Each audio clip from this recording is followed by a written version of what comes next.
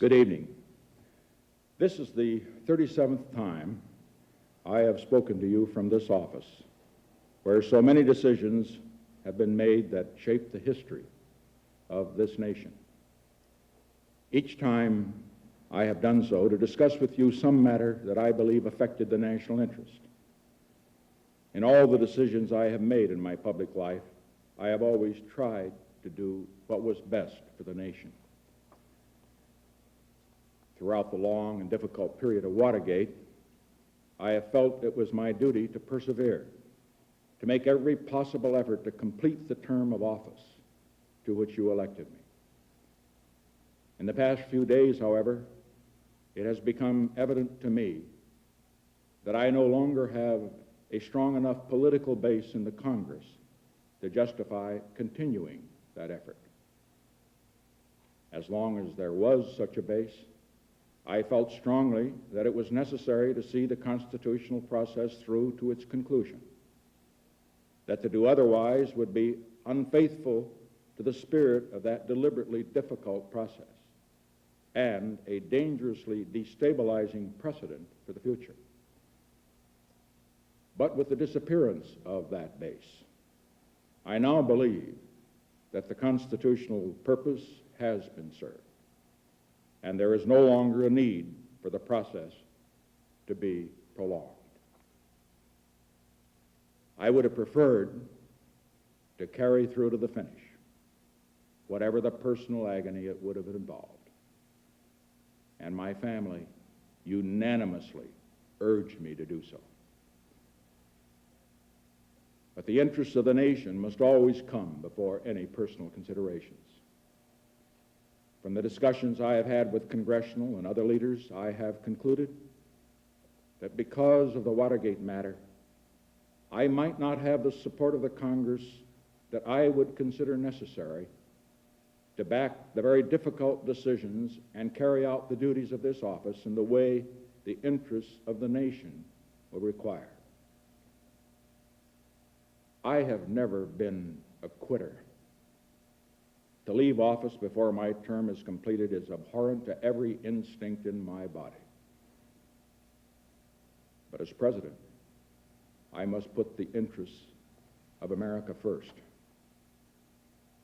America needs a full-time president and a full-time Congress, particularly at this time with problems we face at home and abroad.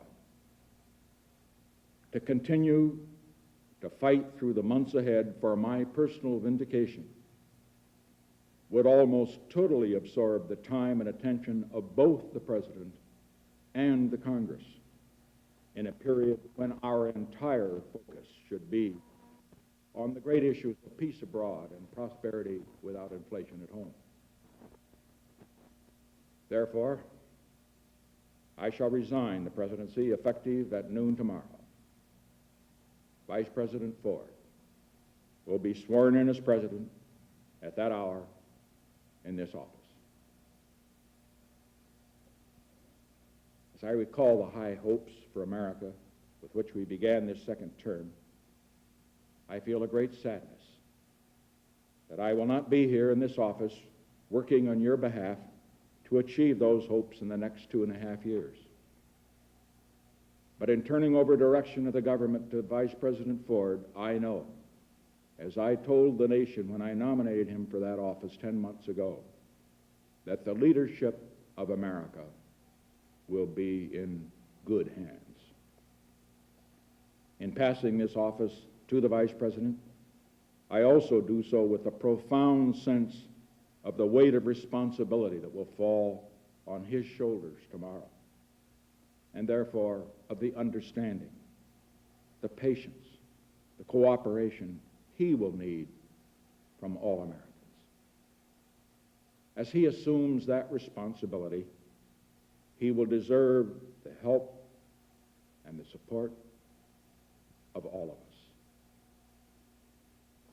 As we look to the future, the first essential is to begin healing the wounds of this nation, to put the bitterness and divisions of the recent past behind us, and to rediscover those shared ideals that lie at the heart of our strength and unity as a great and as a free people.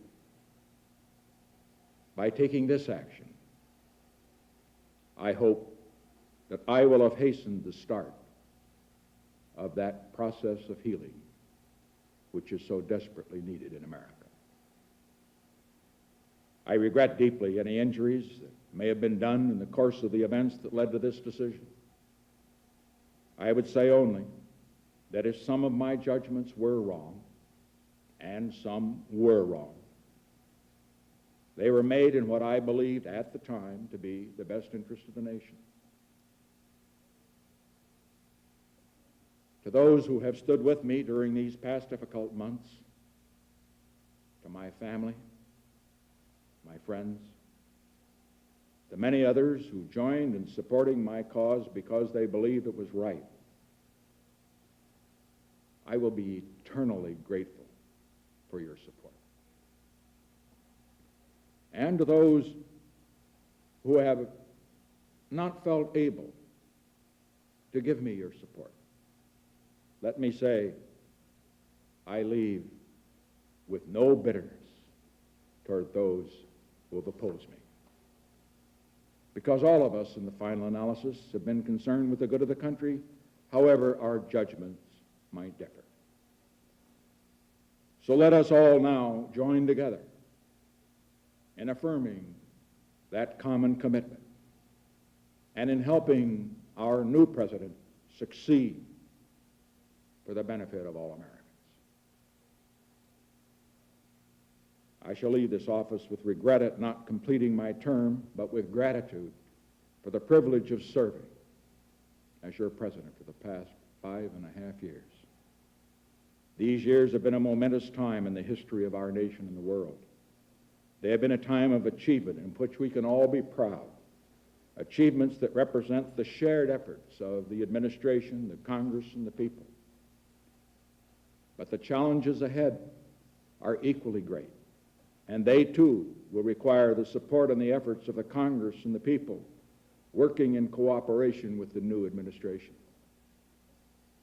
We have ended America's longest war, but in the work of securing a lasting peace in the world, the goals ahead are even more far-reaching and more difficult.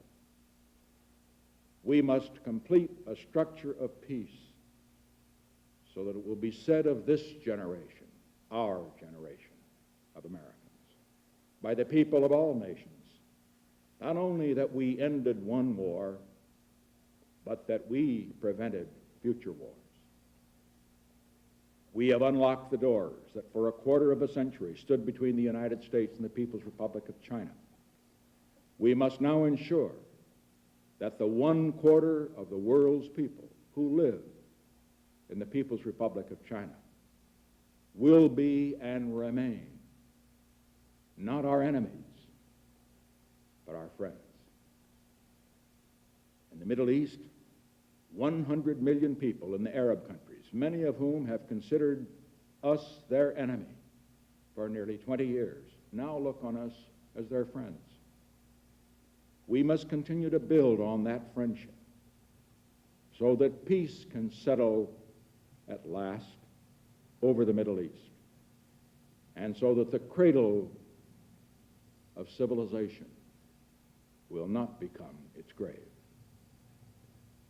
Together with the Soviet Union, we have made the crucial breakthroughs that have begun the process of limiting nuclear arms.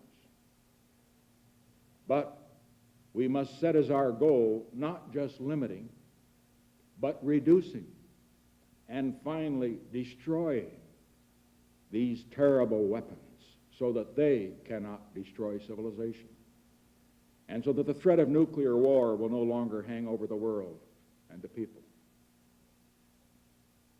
We have opened a new relation with the Soviet Union. We must continue to develop and expand that new relationship so that the two strongest nations of the world will live together in cooperation rather than confrontation. Around the world, in Asia, in Africa, in Latin America, in the Middle East, there are millions of people who live in terrible poverty, even starvation. We must keep as our goal turning away from production for war and expanding production for peace, so that people everywhere on this earth can at last look forward in their children's time, if not in our own time, to having the necessities for a decent life. Here in America, we are fortunate that most of our people have not only the blessings of liberty, but also the means to live full and good, and by the world's standards, even abundant lives. We must press on, however, toward a goal not only of more and better jobs, but of full opportunity for every American.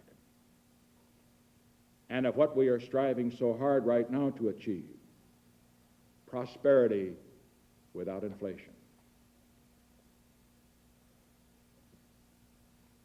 For more than a quarter of a century in public life, I have shared in the turbulent history of this era. I have fought for what I believed in. I have tried, to the best of my ability, to discharge those duties and meet those responsibilities that were entrusted to me. Sometimes I have succeeded, and sometimes I have failed. But always, I have taken heart from what Theodore Roosevelt once said about the man in the arena whose face is marred by dust and sweat and blood, who strives valiantly, who errs and comes short again and again, because there is not effort without error and shortcoming, but who does actually strive to do the deed, who knows the great enthusiasms, the great devotions, who spends himself in a worthy cause, who at the best knows in the end the triumphs of high achievements, and who at the worst, if he fails, at least fails while daring greatly. I pledge to you tonight that as long as I have a breath of life in my body, I shall continue in that spirit. I shall continue to work for the great causes to which I have been dedicated throughout my years as a congressman, a senator, vice president, and president. The cause of peace, not just for America, but among all nations. Prosperity, justice, and opportunity for all of our people. There is one cause, above all, to which I have been devoted, and to which I shall always be devoted for as long as I live. When I first took the oath of office as president 5.5 years ago, I made this sacred commitment to consecrate my office, my energies, and all the wisdom I can summon to the cause of peace among nations. I've done my very best in all the days since to be true to that pledge. As a result of these efforts, I am confident that the world is a safer place today, not only for the people of America, but for the people of all nations. And that all of our children have a better chance than before of living in peace rather than dying in war. This, more than anything, is what I hoped to achieve when I sought the presidency. This, more than anything, is what I hope will be my legacy to you, to our country, as I leave the presidency.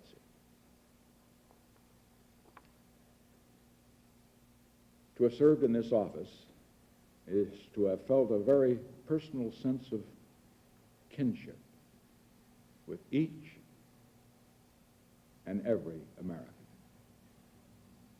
In leaving it, I do so with this prayer. May God's grace be with you in all the days ahead.